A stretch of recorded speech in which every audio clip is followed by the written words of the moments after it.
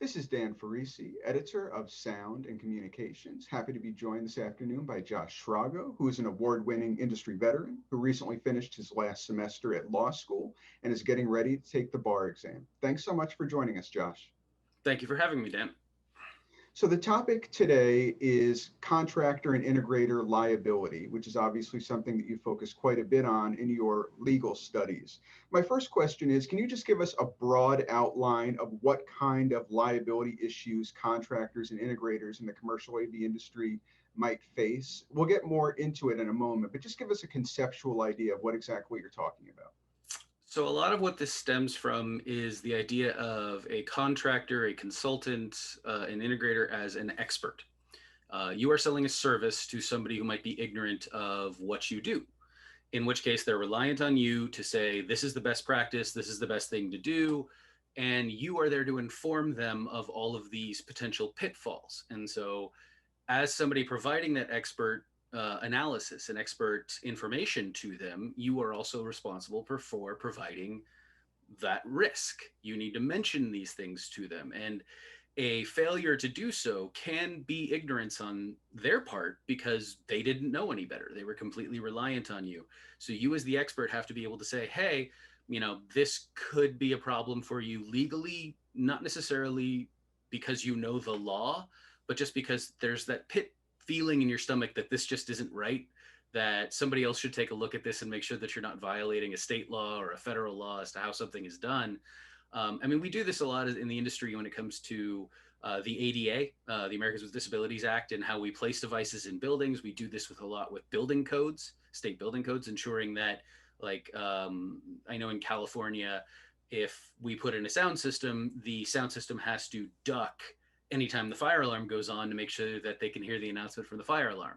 Mhm. And that how that is done is based on what the building code defines. And we need to be aware of those kinds of instances. And so not informing them of these issues, not being aware of these issues, creates liability problems for the contractor, because if something then goes wrong, the contractor can be brought into the lawsuit as a liable party for not providing proper expertise.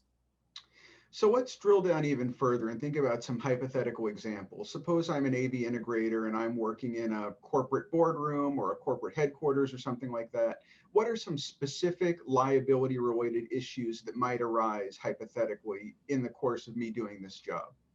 So, two of them that come to mind off the top of my head are things like the California password law. So California has a password law that's in place for any piece of technology sold in the state of California that can connect to the internet directly or indirectly, or connect via Bluetooth. It cannot ship and be sold in California with a generic password unless it forces you to change that password prior to first use. If you, as a contractor, are providing these devices and selling these devices, you are working in a position where you are now basically funneling a device that is not lawfully allowed to be sold in California. So there's a potential liability issue here in terms of you are trafficking a good that should not be being sold in California. From the manufacturer's standpoint, you also face the same risk of, oh, hey, well, I'm not gonna put a password on it. They change it. They know that's their responsibility, and that's generally been an attitude the industry has had for a really long time. Of, oh, well, that's IT's problem, or oh, this is just the best practice. We know this. We don't need to do this. And it's like, well, but how many devices still get sold with admin, or admin password, or admin 12345, and they're not abiding by those regulations. And I remember one time right before the law passed, I was speaking to a manufacturer and I mentioned this law to them as it was going into effect, I think 6 months from then. And they said, what password law? We don't know anything about this. And I'm like, you sell a network connected device. How do you not know about this? This is vital to you continuing to sell things in the state of California. And I know some people are not in favor of things like that, but that is a potential risk. The other one that really has seen a lot more attention and needs to get bigger attention, even from my standpoint, is privacy. We are selling devices that track people. We are selling devices that listen to people. We are selling devices that monitor people. So you have personal data. Let's say you use Bluetooth beacons in your office in order to provide wayfinding. Okay, well, what information is being tracked by the beacon that you're selling? Who gets access to that information? Do you have access to that information? Is that information encrypted going from point A to point B? Once it goes to you, do you share that with anybody? What does your contract say with your customer as to who can have access to that information? So understanding what information is being collected, who it can go to, how it's being transferred between those 2 points is absolutely vital when you're selling smart devices that are gathering data.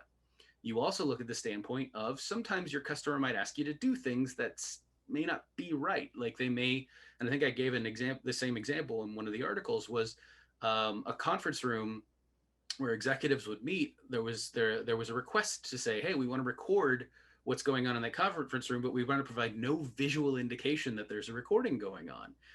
And that gets into potential ethical issues, because now you're talking about recording a conversation, and if you don't have, and if you're in a state where it requires you have to, both parties have to agree to be the conversation being recorded, you could be providing a solution that makes you liable for not knowing that you have to stand up and say, I can't do that legally. Now, what they choose to do after you leave is an entirely different matter, but you should be standing up and making sure that your company is protected, that you guys are protected, because it's not worth the risk to put yourselves in those situations. So keeping these things in the back of your mind, that you want to be cognizant that technology laws are changing constantly. California just enacted the California Consumer Privacy Act about the right to be forgotten and who and how the law applies. And it just went into effect July 1st. And on November 3rd, California voted to overturn that. And now we have the CPRA, which just went into which became law as of the certification results, which I think was December 8th, but won't go into effect until 2023. And so now you have these next 3 years to get next 2.5 years to get yourself set up to abide by the CPRA as opposed to the CCPA. And so now it's this whole new transition of, okay, well, what changed? And to be perfectly honest, from my understanding, not a lot changed between the two. It's just different structures and slightly different formats, new privacy offices. But knowing that this is happening, and the fact that we have no national privacy law, the fact that how you deal with data in California is going to be significantly different than how you deal with data in Maine or Nevada or Hawaii or Washington, because everybody's state laws on privacy are different, and there is no national privacy law. And so making sure that you're aware of where you're working becomes a really important factor. And I would have to think, kind of as you just alluded to, if I am a national level integrator or even a regional integrator, say I work throughout the Rocky Mountain region or throughout the Midwest, my life becomes even more complicated, because I wouldn't only have to be familiar with one state law, but if I was working in the Midwest, I would have to know what the laws are in Michigan and Wisconsin, in Ohio, in everywhere. So what are some of the wrinkles to that? If you're a regional integrator or a national integrator, just how much more complicated is your life with regard to liability? It's extremely more complicated. And so it becomes, you get to take a choice of two paths from what I've seen. And what it comes down to is, do we abide by the strictest laws in the country, which typically are California, often New York, some other coastal states are often the more stringent laws and require more of people, or do you just abide by what's going on? In which case, if you're talking about, an AVI SPL, if you're talking about a diversified or even an AVI systems, you're talking about groups that work throughout the country. And do you trust your regional office to abide by what is going on? And how much control are you going to give them in execution?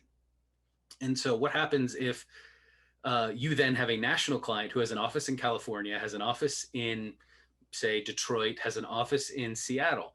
How do you treat each of these offices differently? Because the state laws are going to be different. For privacy in particular is one.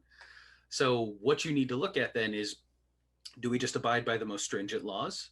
What does the client want is the other question. So do they want you to do something different? And you have to be cognizant of the fact that being able to stand up to the client and say, we can't do that, that's against California policy, that's against California laws. So while you can do that here in California, the same wouldn't necessarily be true if you went to someplace else like Oklahoma.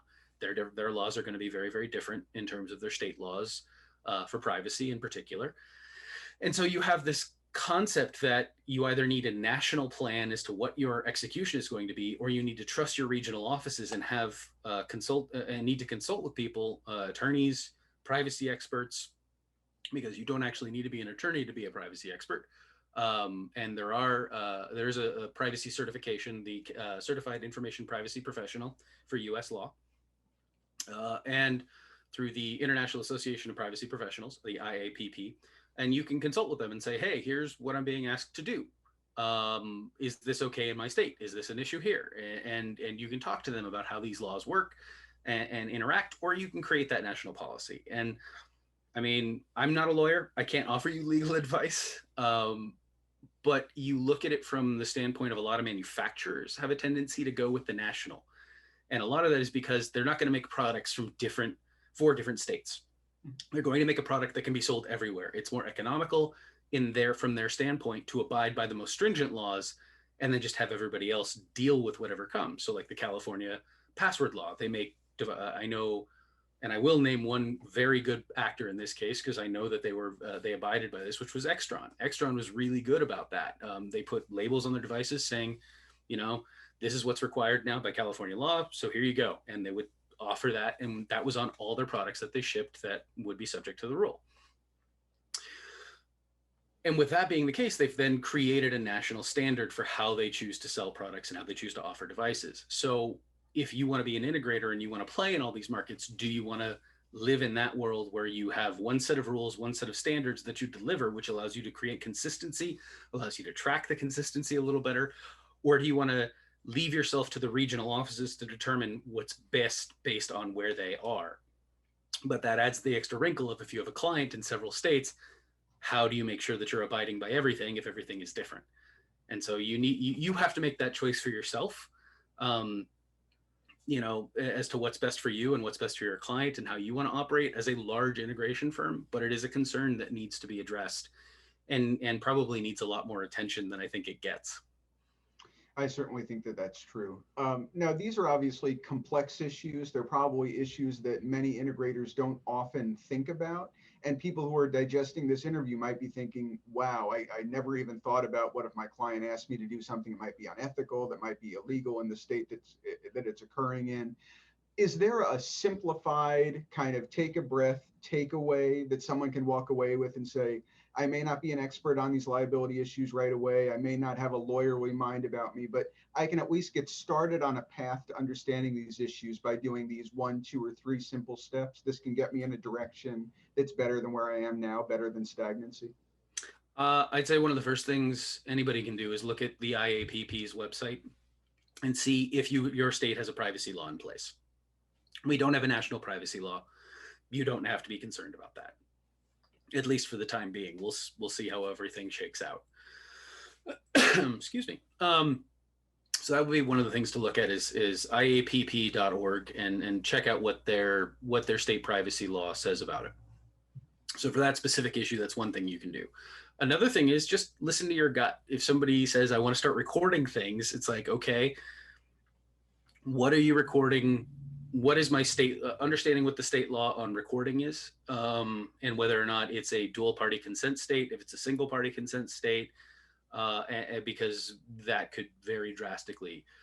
Theoretically, even just doing this interview, in California, you have to ask my permission to record this, which seems insane because we discussed this equally on either side, that this was going to be, this interview would happen, but just based on how California laws work, that's what has to be done, is you have to ask permission, which creates some fun wrinkles when you start thinking about how education is being done now. So do you have to ask every student if it's okay? How do you do that? And it's a fun wrinkle that sort of got thrown at us because of all the online and remote learning these days.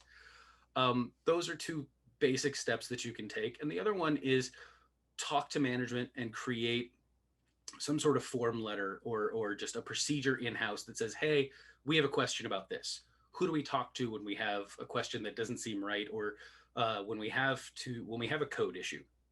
Usually contractors will have code experts, California Building Code, ADA code. You have these things because those are what we deal with in the AV industry on a daily basis, is the codes.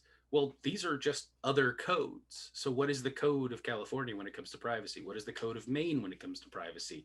What is the code of Maryland when it comes to privacy? And understanding that you need to start applying these and having an expert on hand that understands these issues so that you can ask, does this violate a law?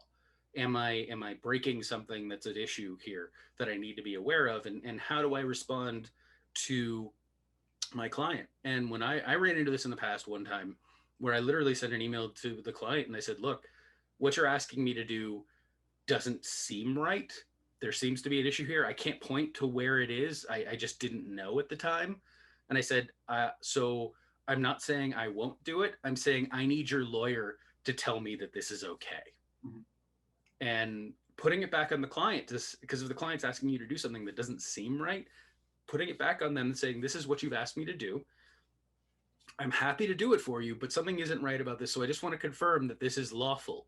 I want to make sure that you have that all of this is okay. So I'm relying on you to tell me, because you have the lawyers, or if your firm has lawyers on hand or has legal experts that can consult with you, that's the other way to go about it, is ask them and say, hey, something about this doesn't seem right. Can you tell me if I'm breaking any laws? And that's very foreign to the AV industry to be in that position to say this seems illegal. Mm-hmm. Because we think of ourselves in a very different light of, well, we're just providing a system. What they do with the system is their business. But again, with how liability works, if you're providing it and you are the expert, there's a liability question that comes in there. And ensuring that you have that information and that you're raising your voice when it doesn't quite seem right is definitely a best practice moving forward. Well, thank you so much for explicating these issues, Josh. I mean, it's complex. It's, as I say, a lot of times integrators are busy thinking about their project pipeline, working on the next job. They're not necessarily thinking about these issues.